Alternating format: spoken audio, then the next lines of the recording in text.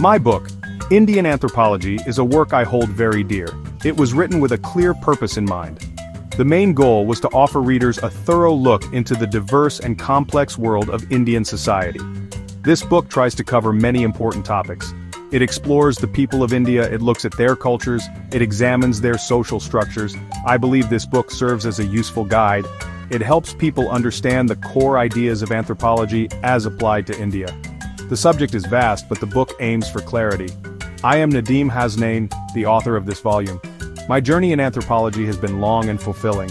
Writing Indian anthropology was a significant part of this journey. I saw a need for a book like this. Many texts on Indian society were either too specific or too academic for a general audience. I wanted to bridge that gap. My motivation was to create a resource. This resource would be helpful for students. It would also be interesting for anyone curious about India's social fabric. The richness of India's human landscape deserves wide appreciation. This book is designed for a varied readership. Students of anthropology will find it particularly useful. It can serve as a foundational text for their studies. Researchers can also benefit from its comprehensive overview. It may offer new perspectives or consolidate existing knowledge. Beyond academia, the book reaches out to general readers.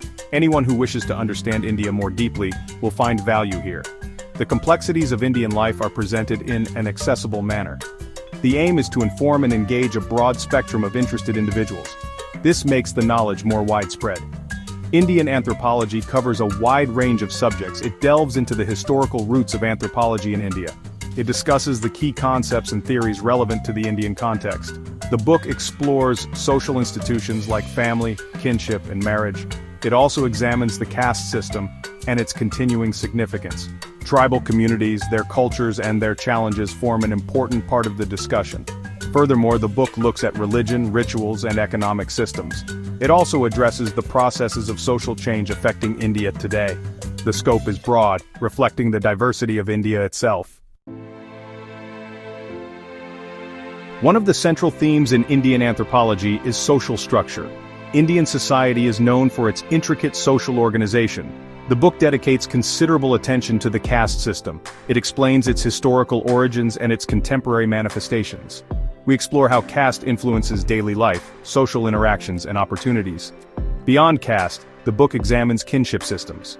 These systems vary greatly across different regions and communities in India. Family structures, marriage patterns, and gender roles are also discussed in detail. Understanding these elements is crucial to understanding India. These structures shape individual lives profoundly. Another major theme is tribal India. India is home to a vast number of tribal communities. Each community has its own unique culture, language, and traditions. The book attempts to portray this rich diversity. It discusses the social organization of various tribes. It looks at their economic practices, often closely tied to their environment. Their belief systems and artistic expressions are also highlighted. Importantly, the book addresses the challenges faced by tribal populations. These include issues like land alienation, displacement, and the impact of modernization. Preserving their heritage while ensuring their development is a key concern. Religion and rituals form a significant part of the anthropological study of India. This theme is explored extensively in the book. India is a land of multiple religions and countless spiritual practices. The book examines the role of Hinduism, Islam, Christianity, Sikhism, Buddhism, and Jainism in Indian society. It also looks at folk religions and local deities. Rituals, festivals, and pilgrimages are analyzed for their social and cultural meanings. These practices are not just religious acts, they are deeply embedded in the social fabric. They reinforce community bonds and cultural identity. The book tries to show this connection. Finally, the book focuses on the processes of social change. Indian society is not static, it is constantly evolving. Several forces are driving this change. Urbanization is transforming lifestyles and social relations. Globalization is connecting India to the world in new ways. Modernization is impacting traditional institutions and values. The book discusses how these processes affect different sections of society. It looks at the challenges and opportunities that arise from these changes. Understanding these dynamics is essential for grasping contemporary India. Anthropology provides valuable tools for analyzing this social transformation. Indian anthropology aims to make a distinct contribution to the field. It endeavors to fill a gap that I perceived in the existing literature. While many excellent specialized studies on Indian communities exist, a comprehensive, accessible overview was needed. This book attempts to consolidate diverse anthropological knowledge about India into a single volume. It brings together insights from various subfields of anthropology. It presents them in a way that is understandable to students and non-specialists alike. This synthesis is one of its primary contributions. It makes the vast subject more approachable. The book contributes significantly to understanding the micro-level realities of Indian society. Anthropology excels at studying people in their everyday contexts. It goes beyond grand theories and statistical data. It focuses on the lived experiences of individuals and communities. Indian anthropology emphasizes this ethnographic approach. It presents case studies and examples from different parts of India. These illustrations help readers connect abstract concepts to real-life situations. This micro-level perspective is crucial for a nuanced understanding of a country as diverse as India. It reveals the human dimension of social phenomena. Furthermore, the book aids in comparative anthropology. By providing a detailed account of Indian social systems and cultural practices, it offers rich material for cross-cultural comparison. Understanding Indian kinship, for example, can be compared with kinship systems in other parts of the world. Similarly, studying Indian tribal societies can offer insights into indigenous cultures globally. This comparative perspective helps to identify both unique aspects of Indian culture and universal human patterns. It enriches the broader discipline of anthropology. India serves as a fascinating laboratory for anthropological inquiry. Beyond academic contributions, Indian anthropology seeks to be relevant for policymaking and development studies. Anthropological insights are vital for designing effective and culturally sensitive development programs. Understanding local customs, beliefs, and social structures can prevent many pitfalls in development initiatives. The book highlights how anthropological knowledge can inform policies related to health, education, environment, and tribal welfare. It argues for a more people-centric approach to development. This practical application of anthropology is a key message. It underscores the discipline's societal relevance. To make anthropological concepts clear, Indian anthropology uses many specific examples. For instance, when discussing changes in kinship, the book might present a detailed case study. Imagine a chapter focusing on a village, let's call it Rampur. The study would describe Rampur's traditional joint family system. It would then show how factors like education and urban employment are leading to more nuclear families. The example would detail intergenerational relations. It would also discuss shifts in inheritance patterns. Such a concrete example helps readers grasp complex social changes. It brings theory to life. Another illustrative example could be found in the section on tribal India. The book might describe the Bagoria festival, celebrated by the Bil and Balala tribes. This description would go beyond a mere account of the festivities. It would analyze the festival's social significance. It acts as a platform for young people to choose partners. It also has economic importance, with large markets being set up. The example would explain the rituals involved. It would connect them to the tribe's worldview and social structure. This helps readers appreciate the multifaceted nature of tribal cultures. It showcases their vibrancy. When discussing religion and ritual, the book provides concrete illustrations. Consider the example of the Ganga Sagar Mela. This is a major pilgrimage site where the Ganges River meets the Bay of Bengal. The book would not just state that many pilgrims gather there, it would offer an anthropological interpretation. It would explore the motivations of the pilgrims, it would describe the rituals they perform, it would analyze the social organization of the Mela itself. The example would highlight the symbolic meanings associated with the sacred place and the act of pilgrimage. This deepens understanding of religious practices. The impact of development projects is another area where examples are crucial. The book might discuss a hypothetical scenario.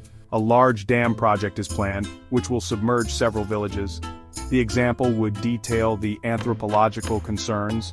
It would explore the displacement of communities. It would look at the loss of livelihood and cultural heritage. It would also examine the adequacy of rehabilitation measures. Such an example underscores the human costs of development.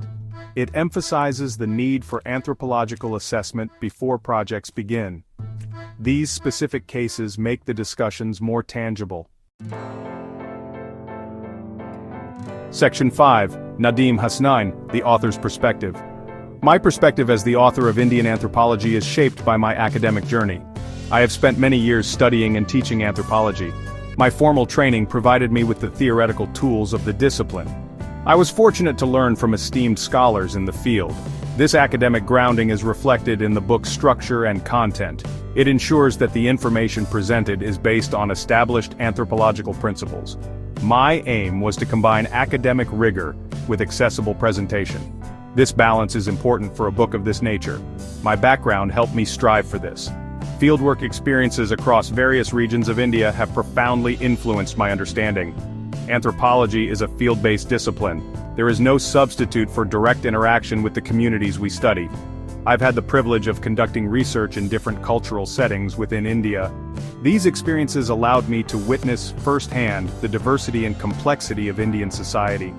They provided me with rich empirical data. More importantly, they gave me insights into people's perspectives and lived realities. This first-hand knowledge is woven into the fabric of Indian anthropology.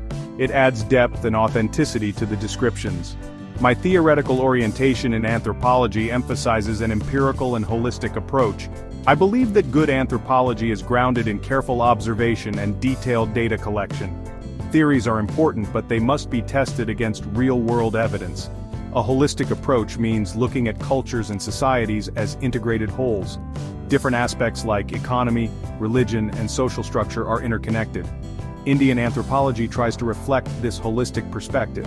It avoids treating social phenomena in isolation. Instead, it seeks to show their interrelationships. This provides a more complete picture. A strong personal commitment for me has been to make anthropology accessible. I believe that anthropological knowledge should not be confined to academic circles. It has much to offer to a wider audience. This conviction guided my writing style in Indian anthropology. I consciously tried to avoid jargon where possible. When technical terms are used, they are clearly explained. The language is kept straightforward and engaging. The goal was to write a book that is informative for scholars, but also readable for anyone interested in the subject. Spreading anthropological understanding is a passion of mine. Section 6. Unveiling Indian Culture and Society. Indian anthropology endeavors to unveil the intricate tapestry of Indian culture. On the surface, India can appear bewilderingly complex. Its diversity in language, religion, customs, and traditions is immense. The book aims to look beneath this surface. It seeks to identify underlying patterns and organizing principles. For example, it explains how concepts like purity and pollution influence social interactions in many communities. It shows how kinship rules shape family life and alliances. By decoding these cultural elements, the book helps readers make sense of Indian society. It provides a framework for understanding. The book places a strong emphasis on both continuity and change in Indian society. India has ancient traditions that continue to influence life today. Many social institutions and cultural practices have deep historical roots. Indian anthropology explores these elements of continuity. However, it also recognizes that Indian society is dynamic and constantly evolving. Modernization, globalization, and internal social movements are bringing about significant changes. The book examines how traditional structures are adapting to these new forces. It highlights the interplay between tradition and modernity. This balance is key to understanding contemporary India. A crucial aspect of unveiling Indian society is highlighting its regional variations. India is not a monolithic entity, it is a mosaic of diverse regions, each with its own distinct cultural characteristics. The book makes a conscious effort to represent this regional diversity. It draws examples from different parts of the country, north, south, east, and west. It discusses how ecological factors, historical experiences, and local traditions have shaped regional cultures. This approach helps to avoid generalizations. It encourages readers to appreciate the richness that comes from India's varied cultural landscapes. This diversity is a defining feature. Ultimately, Indian anthropology seeks to present an understanding of Indian society from the ground up. It prioritizes the lived experiences of people. Anthropology, at its core, is about understanding human beings in their social and cultural contexts. The book tries to convey what it means to live in different Indian settings. It looks at how people navigate their social worlds, make choices, and create meaning in their lives. This focus on the human element makes the anthropological perspective unique. It ensures that the study of society remains connected to the individuals who constitute it.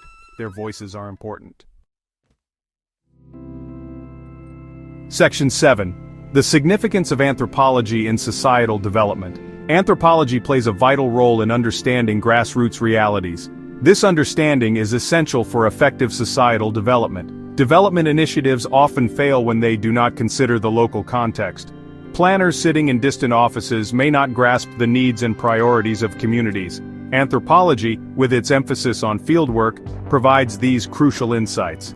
Indian anthropology argues that by studying local cultures, social structures, and indigenous knowledge systems, we can design better development programs. These programs are more likely to be accepted and successful. They will resonate with the people they intend to serve. Anthropological methods, particularly ethnography, offer deep and nuanced insights. Ethnography involves immersive fieldwork, participant observation, and in-depth interviews. This qualitative approach allows researchers to understand the why behind people's behavior. It complements quantitative data, which often tells us what, but not why. The book explains how these methods can reveal hidden social dynamics. For example, ethnographic research can uncover power relations within a community. It can identify barriers to accessing resources. Such deep understanding is invaluable for addressing complex social problems. It goes beyond surface-level observations. Indian anthropology strongly advocates for culturally sensitive development approaches. For too long, development was often seen as a top-down process. External models were imposed on local communities without regard for their culture or traditions. This often led to resistance, alienation, or unintended negative consequences. The book argues that development should be a collaborative process. It should respect local values and knowledge. Anthropologists can act as cultural brokers. They can help bridge the gap between development agencies and local communities. This ensures that development is sustainable and equitable. Furthermore, anthropology makes significant contributions to addressing pressing social issues. Problems like poverty, inequality, health disparities, and environmental degradation have deep social and cultural roots. Anthropology helps us understand these underlying causes. For instance, studying health-seeking behaviors in a community can inform public health interventions. Understanding traditional resource management practices can contribute to environmental conservation. The book shows how anthropological perspectives can lead to more effective and humane solutions to these challenges. The discipline has a moral and practical responsibility to contribute to societal well-being. Section 8. Critical Appraisal, Strengths and Limitations. One of the main strengths of Indian anthropology is its comprehensive coverage. The book attempts to touch upon most of the major topics relevant to the study of Indian society and culture from an anthropological perspective. It covers social structure, kinship, religion, tribal communities, and social change, among other areas. This makes it a valuable resource, especially for students who need a broad introduction to the subject. It serves well as a foundational textbook. The organization of topics is logical. It guides the reader systematically through the complexities of Indian anthropology. This breadth is a significant asset. Another notable strength is the accessible language and clear structure of the book. Anthropology can sometimes be perceived as a discipline filled with complex theories and jargon. I made a conscious effort in Indian anthropology to present concepts in a straightforward manner. Technical terms are explained clearly. The sentences are generally kept short and direct, aiming for a B2 reading level or simpler. This makes the book understandable to a wider audience, including those who may not have a prior background in anthropology. The clarity of expression helps in demystifying the subject. This enhances its educational value. However, like any work that attempts to cover a vast and diverse subject, Indian anthropology has certain limitations. Given the immense cultural and regional diversity of India, it is nearly impossible to provide exhaustive coverage of every community or sub-region. Some readers might feel that certain areas or specific groups could have received more detailed attention. For example, the nuances of particular tribal groups in Northeast India or specific caste dynamics in a southern state might be briefly touched upon, but not explored in great depth. This is an inherent challenge when writing a general overview of such a large and complex nation. Another potential limitation for some readers, particularly advanced scholars, might be the depth of theoretical discussion. While the book introduces key anthropological theories relevant to India, it does not delve into highly specialized or contentious theoretical debates within the discipline. The primary aim was to provide a clear and accessible overview, rather than a critical treatise on anthropological theory. Therefore, those seeking very advanced theoretical analyses might need to consult more specialized monographs. This choice was deliberate, to cater to the intended audience of students and general readers. The focus remained on breadth and clarity. Section 9. Concluding Reflections on Indian Anthropology. In concluding these reflections on Indian anthropology, it is useful to revisit its primary goals. The book was conceived and written with the intention to inform and educate.